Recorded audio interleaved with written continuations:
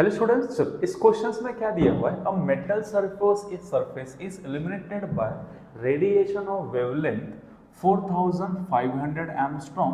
The ejected photoelectron enter a constant magnetic field of 2 milli Tesla, making angle of 90 degree with magnetic field if started revolving in circular path of 2 millimeters of radius 2 millimeter. The work function of metal surface. Okay, questions में क्या दिया हुआ है कि एक metal surface है, late ये metal surface है, इस पे एक फोटोन इंसिडेंट कर रहा है। ठीक है, फोटोन का वेवलेंथ कितना देके रखा है उन्होंने, फोटोन का वेवलेंथ देके रखा हुआ है, it's a lambda is equal to 4500 angstrom. ठीक है, मींस योर 450 नैनोमीटर्स। ओके, अब क्या दिया हुआ है कि एक फोटोन किसी मेटल सरफेस पे इंसिडेंट कर रहा है जिसका वेवलेंथ देके रखा हुआ है।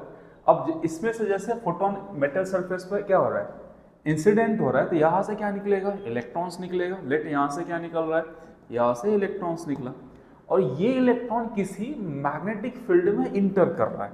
लेट कंसिडर मेरे पास एक मैग्नेटिक फील्ड है, यहाँ पे एक मैग्नेटिक फील्ड है, इसमें ये इंटर कर रहा है।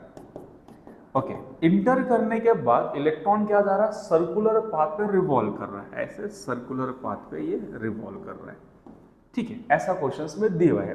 ठीक है, मैग्नेटिक फील्ड दिया हुआ है, साथ में क्या दिया हुआ है यहाँ पे, इस जो रिवॉल्विंग रेडियस सर्कल है उसका रेडियस दिया हुआ है। चलो क्वेश्चन क्लियर हुआ। मेटल सरफेस पे क्या रहा है, फोटॉन्स गिर रहा है, उससे इलेक्ट्रॉन निकला, और इलेक्ट्रॉन किस में जा रहा है, किसी मैग्नेटिक फील्ड में इंटर कर रहा है 90 डिग्री पे मैग्नेटिक फील्ड के साथ, और ये मैग्नेटिक फील्ड में क्या कर रहा है, सर्कुलर पाथ पर रिवॉल्व कर रहा है जिसका रेडियस मेंशन किया हुआ है। ठीक है, आपको पूछा क्या है कि बताओ इस मेटल का वर्क फंक्शन क्या होगा, आपको ये कैलकुलेट करना है।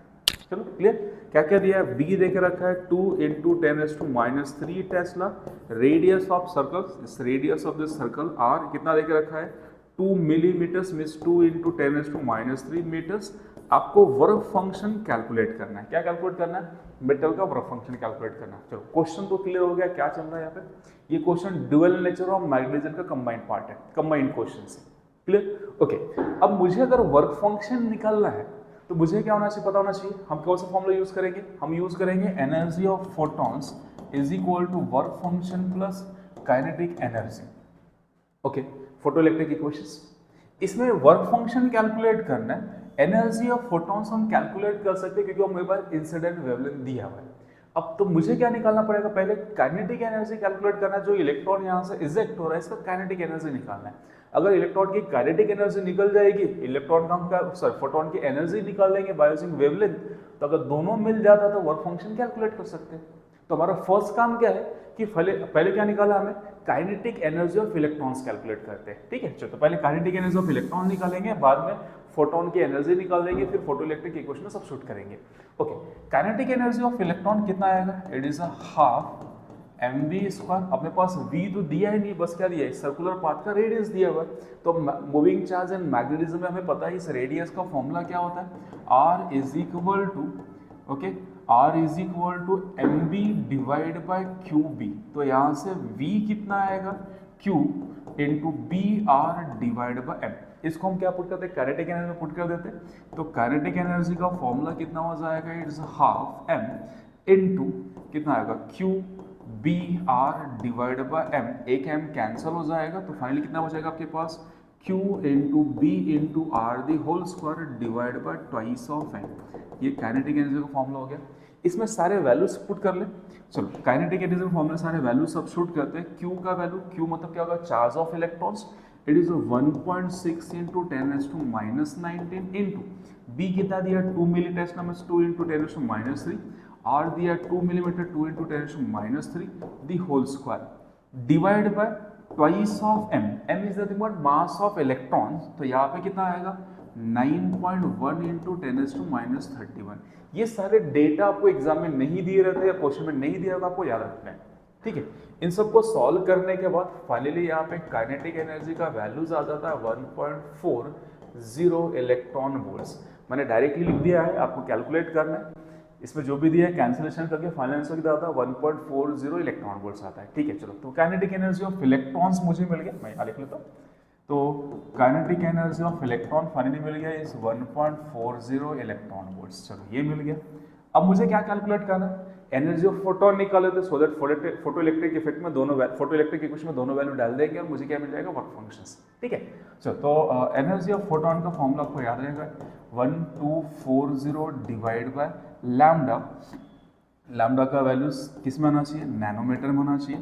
तो 12, ठीक है, at the values 1240 divide by how much, nanometre में कितना आइए 450, सब कैंसिल होके 1.87 इलेक्ट्रॉन वोल्ट्स आता है। ठीक है, मैं कैंसलेशंस आप देख लेना, कैंसलेशन मैं नहीं कर रहा हूँ, अब डायरेक्टली वैल्यू लिख रहा हूँ कि इसको डिवाइड करेंगे, कैंसिल करेंगे, 1.87 आता है। चलो, तो मुझे एनर्जी ऑफ फोटोन मिल गया, काइनेटिक एनर्जी ऑफ इलेक्ट्रॉन्स मिल गया।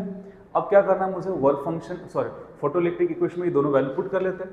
चलो, तो मेरे पास पता है फोटो इलेक्ट्रिक इक्वेशन क्या है, energy of photon is equal to work function plus kinetic energy. तो यहाँ से work function is equal to energy of photon minus kinetic energy.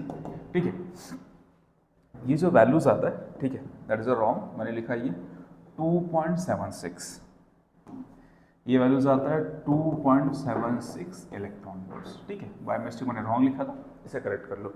Okay, तो energy of photon is 2.76 minus कितना है 1.40, इनको cancellation करो, ये 6 आएगा, यहाँ 3 आएगा और ये 1.36 इलेक्ट्रॉन वोल्ट्स।